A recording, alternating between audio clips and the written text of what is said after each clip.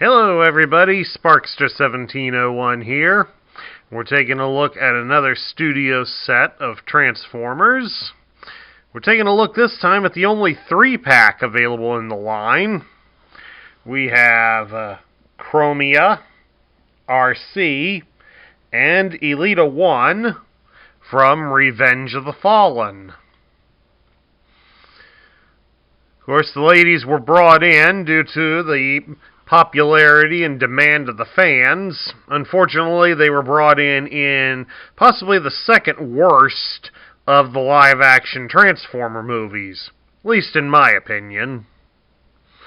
I was able to tolerate Revenge of the Fallen, but after seeing it once and seeing how Michael Bay proved he does not understand Transformers whatsoever, and seemed to think we wanted objectified women and toilet humor and severely stupid humans, that almost killed the idea of more Transformer movies in my mind. But at any rate, let's take a look at the toys themselves. While this is sold at the price point for a deluxe class Transformer, the girls stand slightly taller than a traditional Micromaster in the modern lines. So you're basically getting about 3 Micro Transformers for the price of 1 deluxe Transformer. And given how complicated they are to transform correctly, because I have had a few fights with getting them just right, partially due to their small size, it's hard to say if this is really worth it.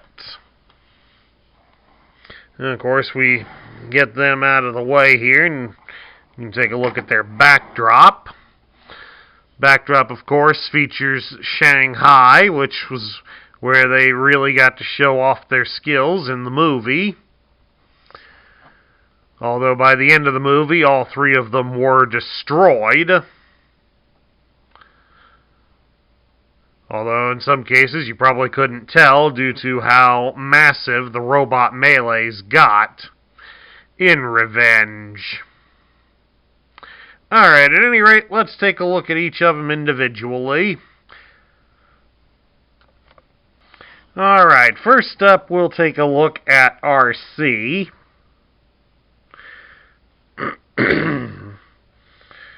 And one of the few things that they got right with Arcee was that they made her pink.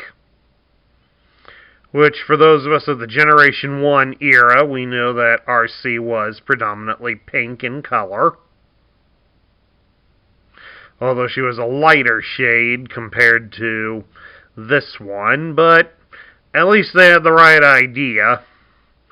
And it all let us know when we saw her on screen that we knew that's who it was. Now, why she has this batch of blue for added shoulder armor is beyond me. But at any rate, we'll take a look at Arcee's accessories in case you buy these toys loose. We'll start with this blue engine cover. Now, one would think this would probably go on Chromia because of the fact that it's the same color as her, but nope, this goes on Arcee according to the instructions. And of course, on the back side, it is hollow to fit onto her arm. Arcee's next thing is her gun, which is kind of molded up to look like the rear end of her motorcycle, even though it does not attach to the motorcycle.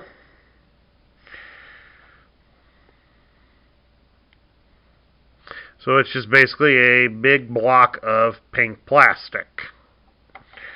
Of course, also exclusive to Arcee is her figure stand, which I just dropped on the floor. Yeah, here we go. Each one of the girls has their own figure stand, since, very obviously, since they're on motorcycle wheels, they will not stand up by themselves, so they will need this to properly be posed.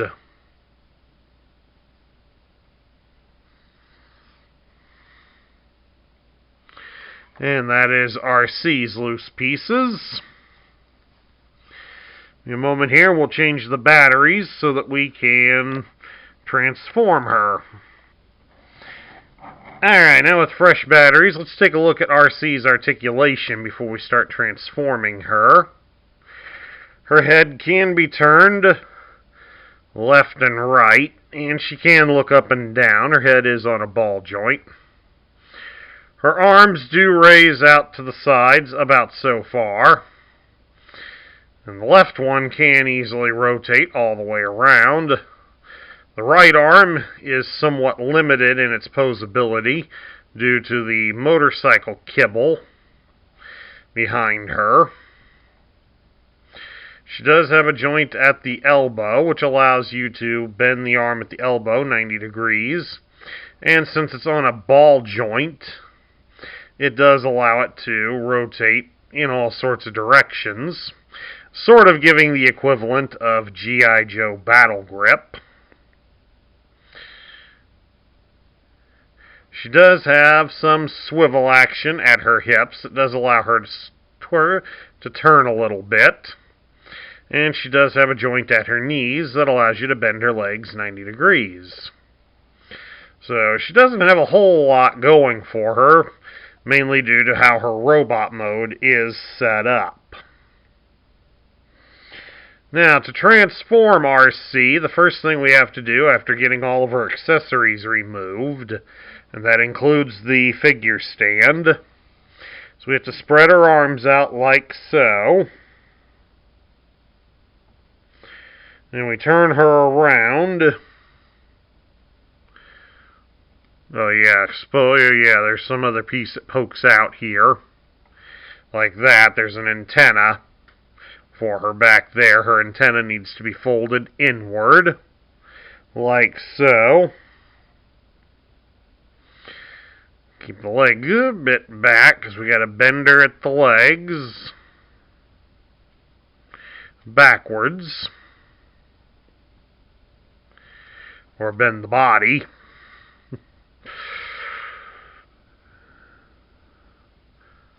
Like so, since the framing won't shift when it gets in like that. But then once that's done, on the opposite side, you can swing out the front wheel. You just wiggle it under her framing so that it gets out and into the front, like so. Then we'll rotate some of the other framework back. They'll recommend as well that we kind of arc her body backwards a little bit to help get some of this in. Of course, while her body's arced like this now, we want to rotate it. So you use this joint in here to rotate her body around. You may end up popping her arms out of their sockets. So that's what you just saw there, is her left arm just let go. There, we'll let go the shoulder pad. Excuse me while I put her back together. Okay, now that we got her back together again, they want us to try to fold her downwards and continue to rotate the body for some weird reason. I think they just make us look for work on this toy.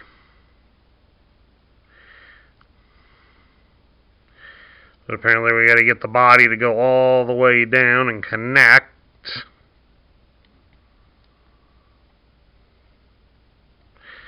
And she does not want to do that.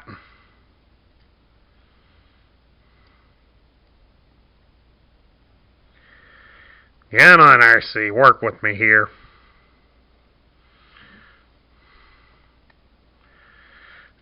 Alright, well, that's as good as it's going to get for the moment. So just kind of once she's in, I want us to adjust the shoulder pad so it goes over her head and forms the front end of the bike. It and her body should be brought down so they connect to the fairings on the sides here.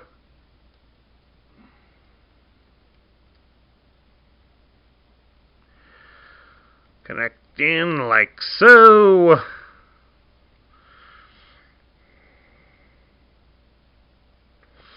And then we swivel the the left arm rather, towards the back. And it connects onto a post on the back end. And then her right arm hides underneath. And they say this is supposed to be the motorcycle mode, but it still just doesn't look right.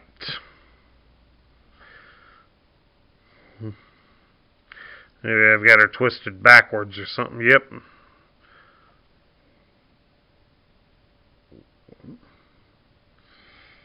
Yep. We got her backwards here somewheres.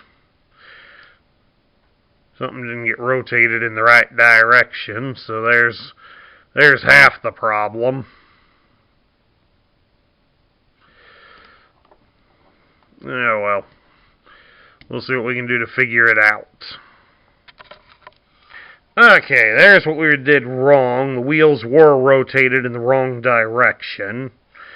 Alright, so just so it's clear to all of you viewers here, when it's done correctly, it will fit together, as you can see. So, how you want to make sure of it is this one here, this is the front wheel, and this one here clearly is the back wheel. So, that's how Arcee is supposed to look in her motorcycle form. And surprisingly, she can stand up pretty good in that mode without the figure stand. Alright, let's hope we have better luck with the next one. Alright, the next one we're going to take a look at is Chromia. That's the blue motorcycle. Of course, as we've seen from the modern toys, Chromia is in blue. Although, again, she is in normally in a lighter shade of blue than what this one is.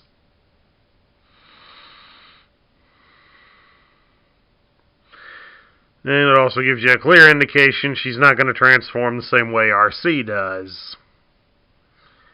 That would have made things all too easy. At any rate, let's take a look at Chromia's accessories. Starting with her weapon. She has this long blue sword-like weapon.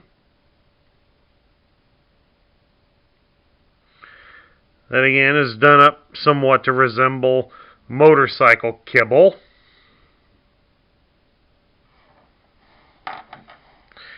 And then, of course, Chromia has her own unique figure stand, which is only U-shaped on the one side,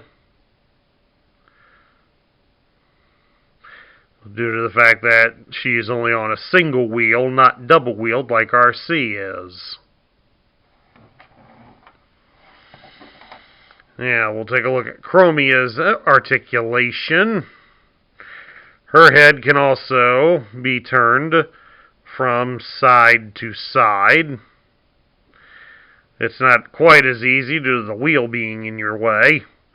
So, those of us adults with fat fingers should be careful. And it can look up and down. Her arms can be raised up, about so far. The left one can rotate all the way around. The right one, of course, is hindered in its articulation by the wheel. She does have a joint at her elbows, so it allows you to bend her arms at the elbows 90 degrees.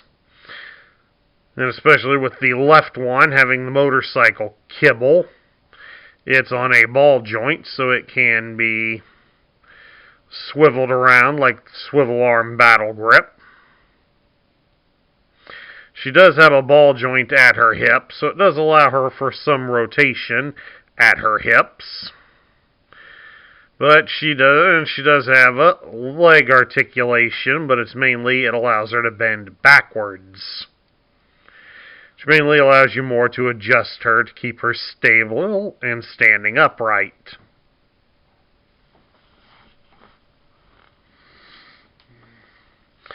Now, to transform Chromia, we have to start by rotating her head 180 degrees.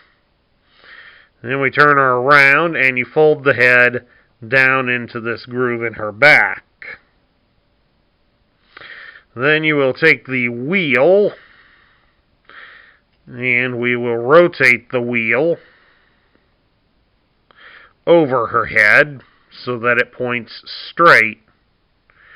And of course, you want the section that is just of the wheel to be above her head. Then they want us to rotate her down here, just above the handlebars. Rotate her backwards like so. And then you're going to fold that whole section down until it comes to a complete stop. And once that's done, you will rotate her right arm upwards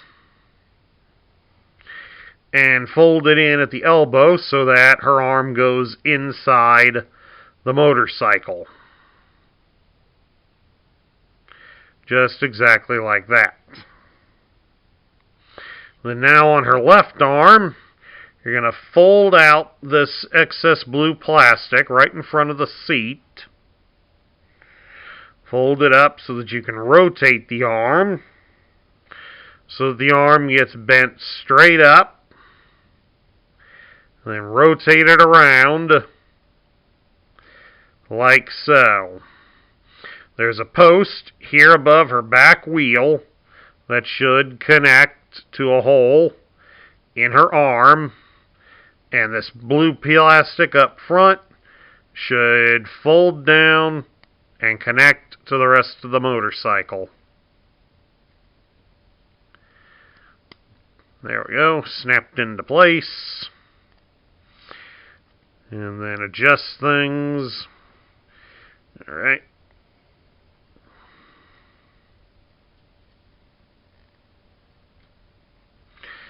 And then there we have it. Chromia is in her motorcycle form. And she transforms a lot easier than Arcee does.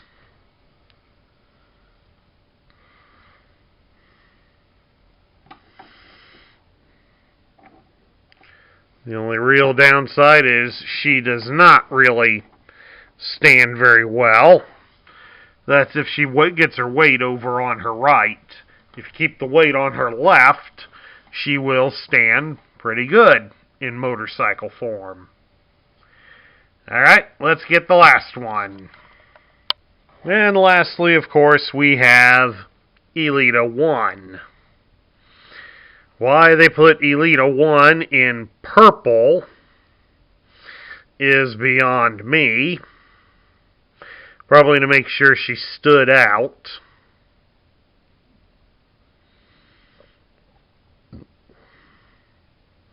But it's hard to say, really. As we know, Elita-1 is more primarily in a darkish red color. Of course, Elita-1 has only one accessory, and that is her motorcycle stand, her figure stand rather. And it is specially designed so it clamps to the left side of her wheel. And that's the only accessory for her. Taking a look now at Elita-1's articulation. Her head does turn from left to right. And it is on a bit of a ball joint, so it will look up and down a bit. Her arms do raise up about so far. The left one can be rotated all the way around. The right arm can as well, but you will have to shift it a bit to clear the motorcycle kibble. She does have a joint at her elbow, so it does allow the elbow to bend somewhat 90 degrees, but it is on a ball joint as well, so again, she has swivel arm battle grip. She does have a ball joint at her hip, so it does allow her for some hip gyrations there. And there are a couple of joints inside her legs that allow you to adjust for transforming or to stabilize the toy. In a second here, we'll transform her. Alright, to transform Elita-1, the first thing we got to do is we've got to raise her up on her hip joints. And then, of course, we've got to raise her arms up and extend them outwards. And then next, they will want us to rotate her.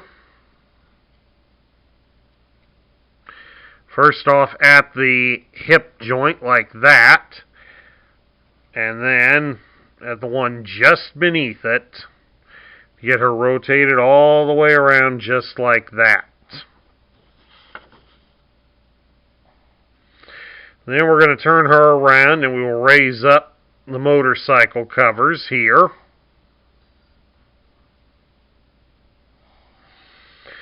Because then we're going to turn her around and try to adjust in her arm by rotating it so that this purple arm covering is pointing downward.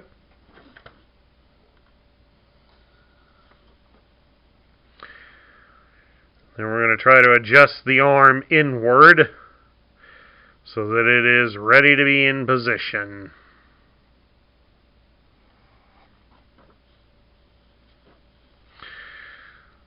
And then her left arm will just go straight down because it goes inside the motorcycle coverings here.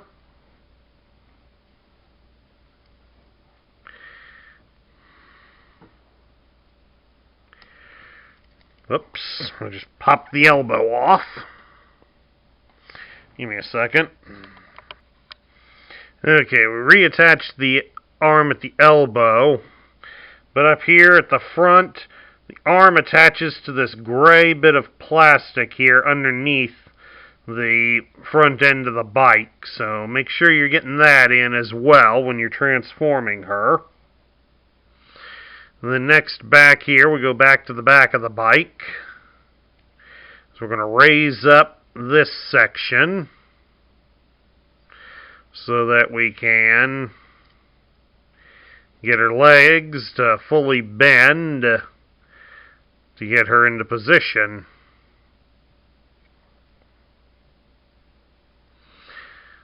Because we've got to get this piece here to go in it where her head is to conceal it, and she does not want to cooperate very well. Of course, it doesn't help this handlebar is in the way. Steps don't indicate that we have to get her head down. Then you can put that front section into place.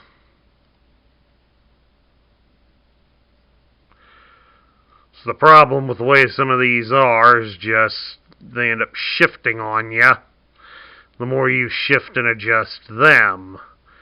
But once we've got that into place, then you can bring out the handlebars to the side, and then you fold in the outspoken Spike on hers, and then there you have it.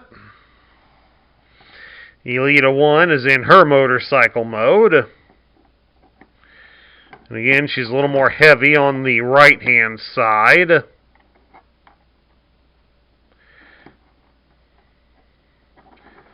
So she's not going to balance very well by herself. So we'll just support her there against the wall as we bring the other girls back in. Kind of almost looks like a motorcycle shop, doesn't it? At any rate, we now get down to my thoughts. What do I think of them? Well, truth be told, I'm not really all that impressed with this set. It was a nice idea to put all three of them together, but I think they made them a little bit on the small side for it, and that hurts them more than it helps them, because it makes them rather difficult to transform, since they are a bit on the complicated side. I think Hasbro should have went with making them more true to the deluxe class size and just sold them individually. But then again, since Michael Bay had them become motorcycles in his movie, that's probably why they were scaling them down. And unfortunately, due to that, it makes them into a small size that's easily disposable and easily breakable. And since that's being done on the female Transformers, it kind of says a lot about what he thought of the female characters in an all-mechanical society. But then again, Michael Bay did say a lot about these sort of things in his movies anyways. At any rate, if you want the girls for your collection, I would say go ahead and get them. While they're still relatively common to find on store shelves, I don't think that's going to last much longer, given Hasbro's rotation of toys. But if you're not a fan of them, or you wasn't a fan of Revenge of the Fallen, you're not really missing anything by not having them on your shelf. At any rate, that's my review of the Studio Series versions of Chromia, Arcee, and Elita-1. I hope you all enjoyed it. If you liked the video, please leave me a thumbs up here on YouTube. If you're new to the channel, please hit that subscribe button and join our ranks. Make sure you ring the bell so you'll be notified when I post new content. I also ask that you share this video with your friends and fellow collectors. That's what helps this channel grow. And share your thoughts about them in the comments down below. This is Sparkster1701 saying I'll catch you all later.